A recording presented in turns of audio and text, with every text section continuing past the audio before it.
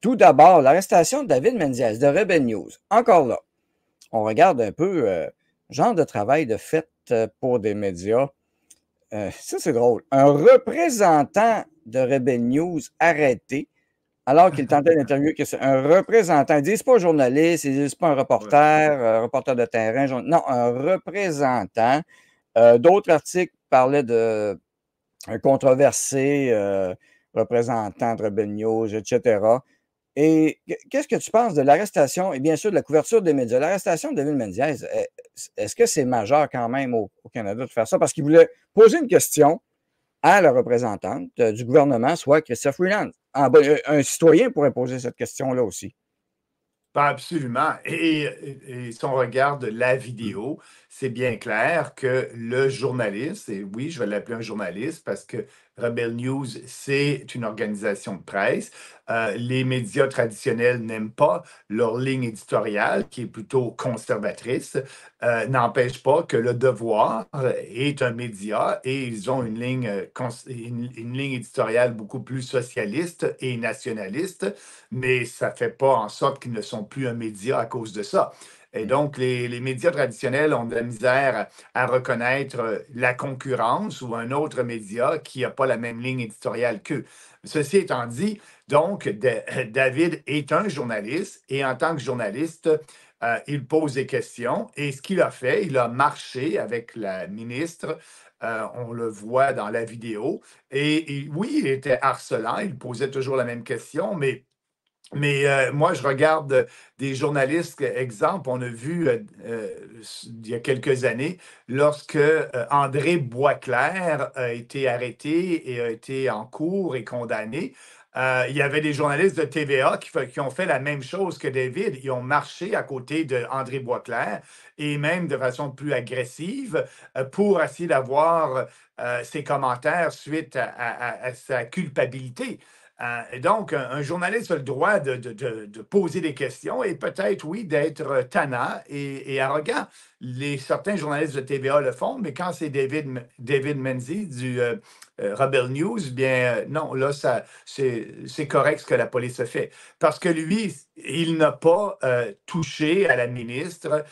C'est le policier. Je devrais dire que c'est pas un policier, c'est Non. un membre de la GRC, mais c'est un policier qui a été détaché à la protection immédiate de la ministre. Donc, c'est ça sa fonction de tous les jours, protéger la ministre. Et ce qu'il a fait, bien, il a rentré dedans, il a bousculé le journaliste et après ça, il a dit, bien, le journaliste a fait euh, une... c'est quoi le terme, non? Obstruction. Obstruction ou quoi que ce soit, et c'est la raison que le garde du corps a trouvé pour l'arrêter. Et il n'a absolument rien fait. D'ailleurs, la preuve, c'est que quelques heures plus tard, on l'a libéré sans accusation. Donc, c'est la police qui a mal agi là-dedans. Et là, on peut se questionner sur la liberté de presse. On arrête un journaliste qui pose une question à une ministre parce que la question est embarrassante. Moi, c'est un peu utiliser la police à des fins politiques et Oui. je ne me retrouve pas dans ce pays-là. Euh, et La quand police a été utilisée justement contre des manifestants pacifiques. On l'a vu lors des manifestations du convoi. N'a pas va livrer des beignes à des manifestants haineux oui, en Ontario et va bousculer un journaliste. Un petit. Justement, tu as pensé là-dessus, la police. Est-ce qu'on est rendu qu'une police politique qui doit obéir? Puis tu as été arrêté aussi. On va le dire, c'est une arrestation politique, là. oh, absolument. Ben oui. Écoute, j'ai eu une rencontre dans un parc où il y avait peut-être quoi, 7 8 personnes. C'était l'exécutif de notre association du Parti populaire et avant l'élection de 2021. Et sans aucune raison, j'ai été arrêté. Ben, la raison officielle qu'il disait, c'est que je ne respecte pas les règlements en ce qui concerne COVID-19 dans cette province-là, où on disait qu'on n'avait même pas le droit d'avoir des rassemblements de plus de 8 personnes, je crois, dans un parc à l'extérieur. Mais j'étais le seul qui a eu un ticket. J'étais le seul qui a été arrêté, menotté et mis en prison.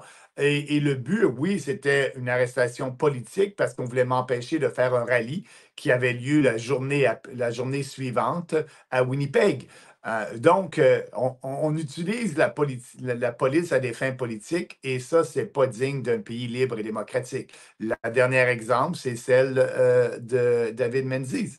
C'est ce qui est arrivé et c'est un peu décevant de fait en regardant la presse traditionnelle qui, pour eux, surtout TVA, que je dois le dire, là, et à la joute aussi, comme tu l'as dit, Ouais, ouais, ouais, ouais. Daniel, euh, on ne défend pas la liberté de presse. Ce qu'on laisse sous-entendre, c'est que la personne, David, n'était pas un journaliste Le et donc, commentateur, hein, c'est sur le commentateur. et c'est ça. Et on blâme finalement le journaliste lorsqu'on devrait blâmer la police parce qu'il n'a rien fait de mal.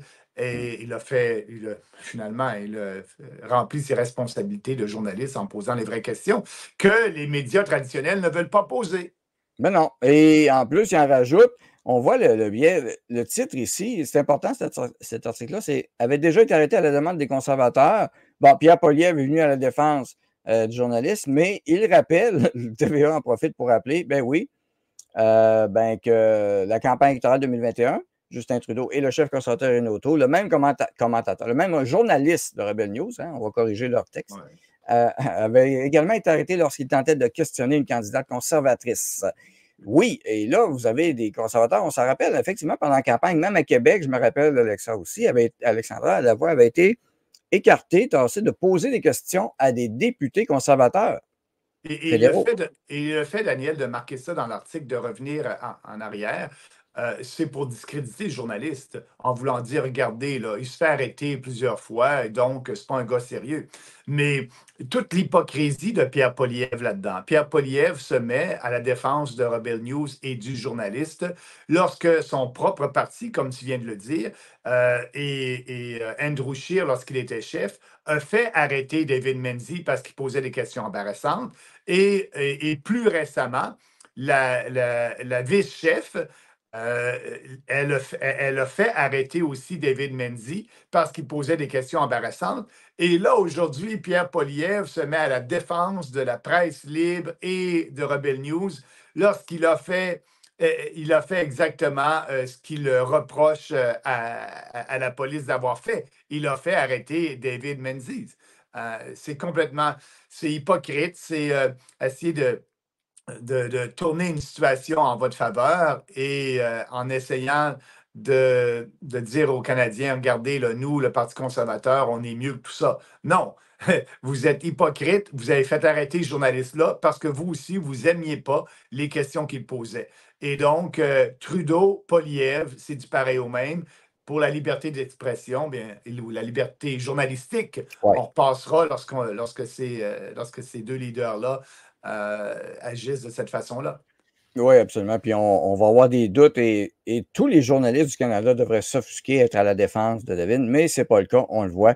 Le biais médiatique se poursuit. Et particulièrement au Québec. On a parlé de Québécois, bien sûr, la Radio, Cannes, la presse. On les connaît au Québec, c'est différent un peu du Canada anglais.